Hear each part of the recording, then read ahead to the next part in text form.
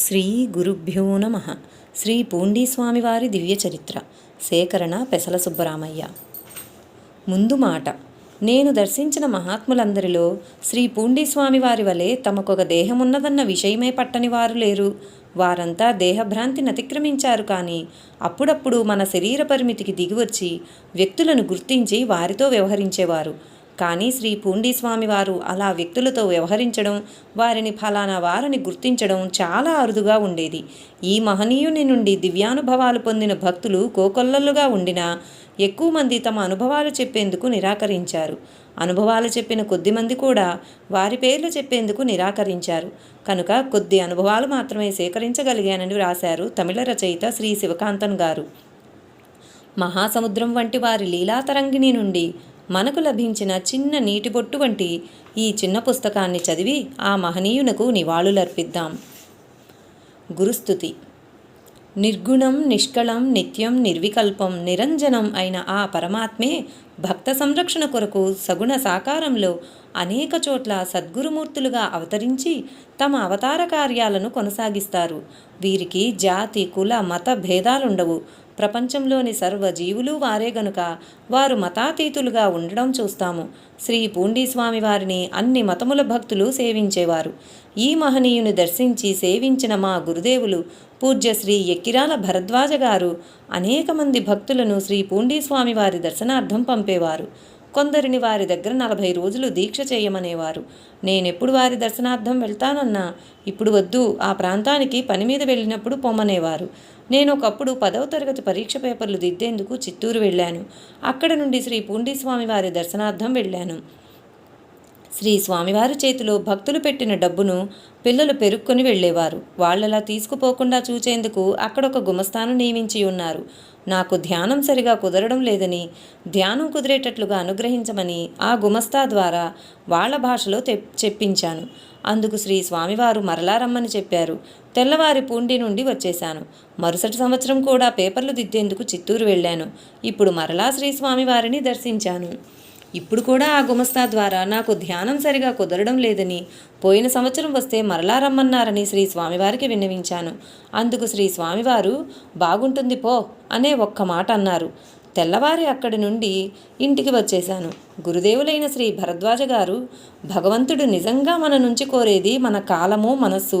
కనుక సాధ్యమైనంతసేపు వాటిని భగవంతునికి ఇవ్వు అని చెప్పేవారు. నిత్యం ఉదయం 6 గంటల నుండి 9 గంటల వరకు పటాల దగ్గర కూర్చుంటాను తప్ప ధ్యానం సరిగా కుదిరేది లేదు. ఇంకా 8:30 గంటలైనా, ఇంకా 8:30 గంటలైనా అని ఎప్పుడెప్పుడు 9 గంటలైతే లేచిపోదామా అని ఎదురు చూచేవాడిని. శ్రీ పూండీ స్వామివారి నుండి వచ్చాక మరో రోజు నుండి ఊహాతీతంగా ధ్యానం కుదరసాగింది. 9 గంటల 45 నిమిషాలైనా బాహ్య ప్రపంచమే తెలిసేది కాదు. 10 గంటలకు స్కూలుకు పోవాలి గనుక ఇంట్లో వాళ్ళు తలుపు తట్టి గోల చేస్తే లేచేవాణ్ణి. ఆ మహనీయుని నోటి నుండి వచ్చిన ఒక్క మాట వల్ల 3 సంవత్సరాల నుండి నా ప్రయత్నంతో అలవిగాని ధ్యానం ఎంతో గాఢంగా కుదిరేటట్లు చేసింది. ఈ ఒక్క అనుభవంతో ఆ మహనీయుని ఎడల నా పూజ్యభావం ఎంతో తీవ్రంగా చొచ్చింది. అందుకే ఈ చిన్న పుస్తకం ద్వారా లోకానికి వారి గురించి చెప్ప సంకల్పించాను. ఈ మహనీయుని గొప్పతనం గురించి వ్రాయడం నాలాంటి అల్పునకు సాధ్యం కాదు. కానీ వ్రాసినంతసేపైనా నా మనస్సు నిశ్చలంగా వారి దివ్యపాదముల చెంత ఉండగలదనే ఆశతో వ్రాస్తున్నాను. పాఠకుల మనసు కూడా అలాగే వారి దివ్యపాదముల చెంత ఉండాలని కోరుతాను. శ్రీ స్వామివారిలో నేను దర్శించిన వింతలు. శ్రీ స్వామివారు మద్రాసు రాష్ట్రంలోని తిరువణ్ణామలై జిల్లాలోని పూండి అనే గ్రామంలో ఒక పెంకుటింటి వరండాలో కూర్చొని ఉండేవారు. శ్రీ భరద్వాజ మాస్టర్ గారు చెప్పేవారు, శ్రీ స్వామివారు తాను కూర్చున్న తావు నుండి ఏ అవసరార్థం 12 సంవత్సరాలు పక్కకు జరిగి ఎరుగరు. భక్తులే వారి చంకల్లో చేతులు వేసి లేపి పక్కన కూర్చోబెట్టి అప్పటి వరకు ఉన్న పరుపులు తీసేసి ఎండలో ఆరబెట్టి మరొక జత పరుపులు వేసేవారు. ఒక పరుపు పరిచేవారు, మరొక దాన్ని చుట్టి వారి వెనుక ఆనుకునేందుకని పెట్టేవారు. మలమూత్ర విసర్జనకు కూడా లేచేవారు కాదు. ఆహారం ఎంత తింటారో, ఎంత మల విసర్జన చేస్తారో అనే విషయం శ్రీ స్వామివారి సేవకు అంకితమై ఉన్న సేవకునికే తెలుస్తుంది. నిత్యం ఆ సేవకుడే ఆ పరుపు ముసుకులను శ్రీ స్వామిపై కప్పిన ఉత్తరీయాన్ని తీసుకువెళ్ళి పూండి నదిలో ఉతికి ఎండబెట్టి తెచ్చేవారు. తనకొక శరీరం ఉన్నది అనే భ్రాంతే వారికి ఉండేది కాదు. ఒక భక్తుడు వచ్చి కృష్ణముడి వేసి ఆ ముడికి పూలు జుట్టి నామం పెట్టిపోతాడు. వారు వెళ్ళినాక మరొక భక్తుడు వచ్చి కృష్ణముడి విప్పి నామం దుడిపేసి ఈశ్వరునికి జుట్టినట్లు వెంట్రుకలు జుట్టి విభూతి రేఖలు ముఖాన చేతులకు ఛాతీ మీద తీస్తాడు. ఇలాగే అనేకులు అనేక విధాలైన అలంకారాలు చేస్తే దేనిని వద్దనరు, దేనిని కావాలని కోరరు, బొమ్మలాగా కూర్చొని ఉంటారు. బొటన వేలు చూపుడు వేలు మధ్యన భక్తులు కరెన్సీ కాగితాలు ఉంచేవారు. వారు అలాగే పట్టుకొని ఉంటారు. మరొకరు వచ్చి అవి తీసుకుపోతున్నా ఏమీ అనరు. పిల్లి ఇంటి దూలం మీద నుండి శ్రీ స్వామివారి భుజంపై దూకి కూర్చుంటుంది. దానిని వారేమీ అనరు. భుజం మీద నుండి దూలం మీదకు దూకుతుంది. అప్పుడు ఏమీ అనరు. ఈ పిల్లి శ్రీ స్వామివారికి కప్పిన ఉత్తరీయాన్ని తన గోళ్లతో పక్కకు తోసేస్తుంది. ఎంత చలైనా అలాగే కూర్చొని ఉంటారు. ఒంటి మీద ఒక్క దారం పోగైనా ఉండదు. ఒక రాత్రివేళ మూత్ర విసర్జనకు లేచిన నేను శ్రీ స్వామివారిని చూడాలని గోతాం పట్టలతో వేసిన కట్టెన్ రంధ్రముల ద్వారా చూచి ఆశ్చర్యపోయాను. ప్యాంటు, డ్రాయరు, బనీను, షర్టు, చలి చొక్కా, దుప్పటి, తలకు ఉలన్ మఫ్లర్ వేసి ఉన్న నేను చలికి వణికిపోతూ ముడుక్కుపోయాను. కానీ శ్రీ స్వామివారు తన కళ్ళు స్పష్టంగా తెరిచి చూపు ఎక్కడో లయించి చూస్తున్నారు. వారి భుజంపై పిల్లి ఉంది. శరీరంపై ఒక్క ఆచ్ఛాదన లేదు. దిగంబరంగా చక్కగా కూర్చొని ఉన్నారు. వారికి శరీరం ఉందనే భ్రాంతే లేదు. అందుకే అలా ఉండగలిగారు. శ్రీ స్వామివారు ఆ ఇంటి వరండాలో వదలకుండా కూర్చోసాగినాక ఆ ఇంటివారు ఆ ఇంటిని శ్రీ స్వామివారికి వదిలి మరొక ఇంటిలోకి కాపురం మార్చారు. శ్రీ స్వామివారికి భక్తులు సమర్పించిన పూలు, అరటిపండ్లు, మామిడి పండ్లు, ద్రాక్ష లాంటి పండ్లు, టెంకాయ చిప్పలు సర్వం ఆ ఇంట్లో వేయించేవారు. మామూలుగా అయితే ఆ పళ్ళు పూలు కుళ్ళిపోయి ఎంతో దుర్వాసన రావాలి. కానీ ఆ ఇల్లు మొత్తం నిండినంత వరకు ఏ వాసన లేదు. ఆ ఇల్లు నిండినాక ఎవరు నివేదించే వస్తువులు తిరిగి వారికే ఇచ్చేసేవారు. ఒక సేవకుడు శ్రీ స్వామివారి సేవకు రావడం గురించి శ్రీ భరద్వాజ మాస్టర్ గారు చెప్పిన విషయం. ఒక సాధకుడు హిమాలయాల్లో సాధన చేసుకుంటూ ఒక స్థితికి వచ్చారు. అటు తర్వాత తానెన్నాళ్ళు సాధన చేసినా ఆ పై స్థితికి పోలేకున్నాడు. అప్పుడు వారు తానున్న స్థితి నుండి పై స్థితికి వెళ్లే మార్గం చెప్పమని అనేక మంది కాషాయధారులను అర్థిస్తూ అనేక చోట్లలో తిరుగుచుండేవాడు. ఎవ్వరూ చెప్పలేకపోయారు. ఒక మహనీయుడు కనిపించి, నీవు మద్రాసు రాష్ట్రంలోని పూండి గ్రామంలో వేంచేసి ఉన్న స్వామివారిని ఆశ్రయిస్తే నీకు మార్గం చెప్పగలరు అని సలహా ఇచ్చారు. ఆ సాధకుడు ఎంతో శ్రమపడి పూండి గ్రామం వచ్చి చూడగా తనకు హిమాలయాల్లో సలహా చెప్పిన మహనీయుడే పూండిలో ఉన్న పూండి స్వామి అని గుర్తించి ఆనందాశ్చర్యములు తనను ముంచెత్తగా శ్రీ పూండి స్వామి వారి సేవకు అంకితమయ్యారు. ఈ మహనీయుడు శ్రీ స్వామివారికి సేవ చేయడం చూచి తీరవలసిందే కానీ వ్రాయలేము. రోడ్డుకు 3 అడుగుల ఎత్తులో ఉన్న ఇంటి వరండాలో శ్రీ స్వామివారు కూర్చొని ఉంటారు. వచ్చిన వారు వారి వారి ఇష్టానుసారం అభిరుచిని అనుసరించి వారిని తాకి వెంట్రుకలు దువ్వి నామాలు కానీ విభూతి రేఖలు కానీ పెట్టి వెళ్ళేవారు. వెంటనే మరొకరు వచ్చి అదే పని చేయబోతే ఈ హిమాలయాల నుండి వచ్చిన సేవకుడు శ్రీ స్వామివారిని తాకి అలా చేయవద్దని ప్రాధేయపడేవారు. ఆ వచ్చిన వారు వారిని లెక్క లేకుండా మాట్లాడి తమ ఇష్ట ప్రకారం శ్రీ స్వామివారిని అలంకరించి వెళ్ళేవారు. ఈ సేవకుడు ఎప్పుడూ రోడ్డు మీద కూర్చొని 3 అడుగుల ఎత్తు వరండాలో కూర్చున్న శ్రీ స్వామివారిని ప్రతి 2 నిమిషాలకు లేచి చూస్తూ వారి పైనున్న ఉత్తరీయాన్ని సరిచేస్తూ ఉండేవారు. 2 నిమిషాల వ్యవధిలో శ్రీ స్వామివారికి ఏమైపోతుంది? అప్పుడప్పుడు కొంతసేపు నిల్చున్న కాళ్ళు నొప్పి గనక కూర్చోక తప్పదు. ఆ కూర్చున్నప్పుడు పై విధంగా 2 నిమిషాల వ్యవధిలో లేచి చూచుకునేవారు. సాయినాథుడు చెప్పినట్లు, నా గురువును చూస్తుంటే నాకు ఆకలి దప్పులు తెలిసేవి కావు అని. ఇదే ఈ సేవకుని విషయంలోనూ నిజమని తెలుస్తుంది. ఈ సేవకుడే చిన్న ప్లేట్లో ఏదో ప్రసాదం కొంచెం తీసుకుని దానిపై అరిటాకు, దానిపై మరొక ప్లేటు మూతగా వేసి తెచ్చేవాడు. శ్రీ స్వామివారి ముందున్న గోతాం కట్టెను లాగివేసేసి చిన్న చిన్న గోళీలంత ముద్దలు చేసి శ్రీ స్వామివారి నోటికి అందించేవారు. వారు ఒక్కొక్కసారి మింగేవారు, ఒక్కొక్కసారి మింగరు. అప్పుడు ఆ ప్రసాదం వెనక్కు తీసుకెళ్లేవాడు. ఈ విశాల విశ్వమే తానయ్యున్న శ్రీ పూండి స్వామివారిని ఈ విధంగా సేవించి ఈ సేవకుడు ధన్యమయ్యాడు. వారి సేవకు సంప్రీతుడైన శ్రీ స్వామివారు ఈ సేవకుని సంపూర్ణంగా అనుగ్రహించి ఉంటారు. నేను ప్రథమంగా శ్రీ పూండి స్వామివారిని దర్శించినప్పుడు అక్కడ ఒక తెలుగు తెలిసిన వ్యక్తి కనిపించి శ్రీ స్వామివారి దివ్యలీలను ఒక దానిని వివరించారు. శ్రీ స్వామివారి చరిత్ర ఆనాటికి అచ్చై వెలుగు చూడలేదు. ఆ ప్రాంతంలోని ఒక లక్షాధికారికి చాలా గొప్ప ఖరీదు చేసే ఉంగరం ఎక్కడో పోయింది. ఆ ఉంగరమును ఆయన ఎవరో ఉంపుడు గత్తికిచ్చారని ఆయన భార్య అనుమానించి వేధించసాగింది. చివరకు ఆయనతో పలకడమే లేదు. ఉంగరం పోయినందుకు బాధ లేదు, కానీ నిర్దోషినైన తనను తన భార్య అనుమానించి పలకకుండా ఉన్నందుకు ఆయన తీవ్రంగా బాధపడసాగాడు. ఏ పని చేయలేడు, మనసులో ఉండదు. చాలా చిత్రహింసకు గురి అయినాడు. ఒక మిత్రుని సలహాపై శ్రీ పూండీస్వామి వారి దర్శనానికి వచ్చాడు. శ్రీ స్వామి కూర్చున్న ఇంటి ప్రక్కనున్న బావి దగ్గర స్నానం చేసి తడిబట్టలతో శ్రీ స్వామివారి ముందు నిల్చొని నమస్కరించాడు.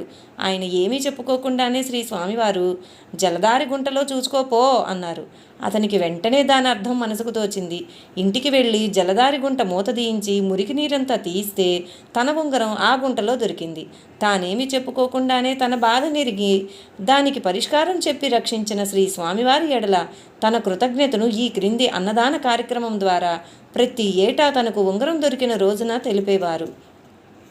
అలాంటి అన్నదాన కార్యక్రమం శ్రీ స్వామివారి చిత్రపట ఊరేగింపు మనమెక్కడా చూడబోమని చెప్పారు.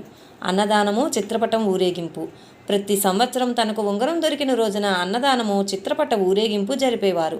పూండి గ్రామంలోని పెద్ద పెద్ద మానులన్నీ సీరియల్ సెట్ లైట్లతో అలంకరించేవారు.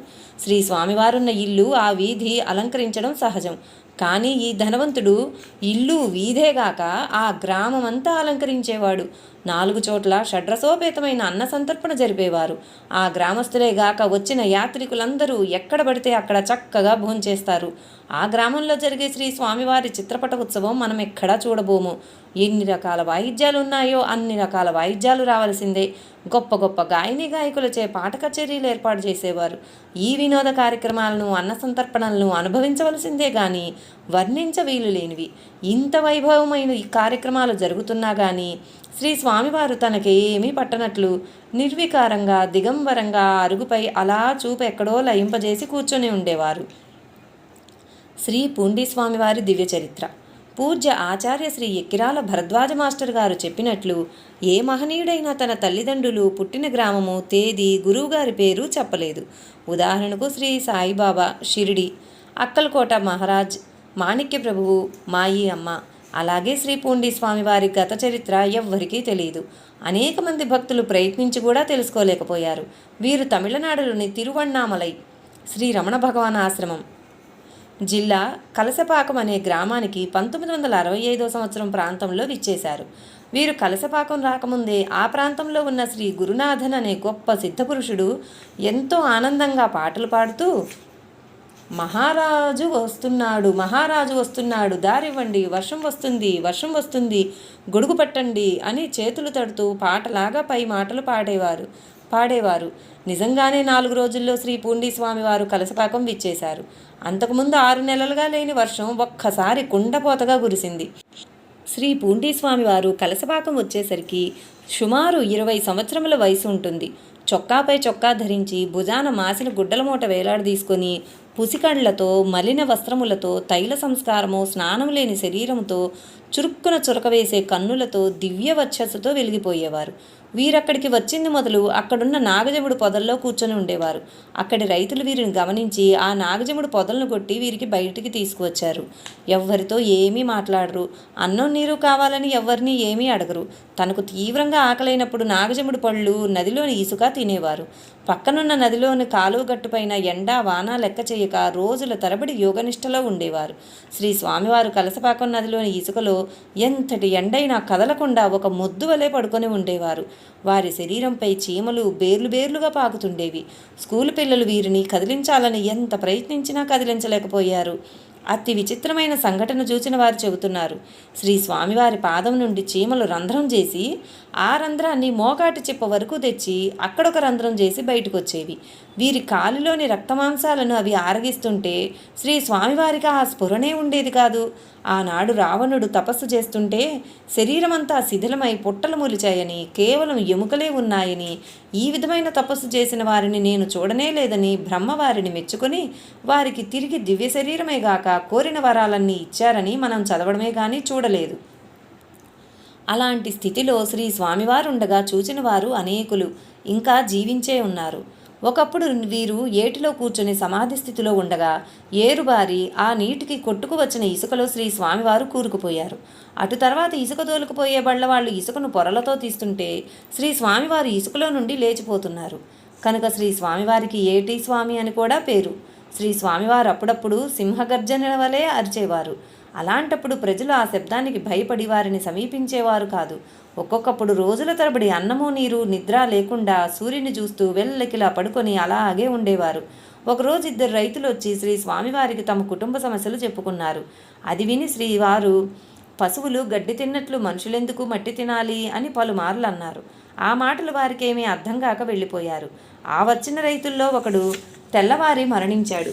ఈ విషయం విన్న అనేకులు వీరు పిచ్చివారు కాదు, చాలా గొప్ప మహాత్ములని భావించారు. ఒకసారి కలసపాకం విద్యార్థులు వచ్చి, స్వామి మేము పరీక్షలు పాస్ అవుతామా అని అడిగారు.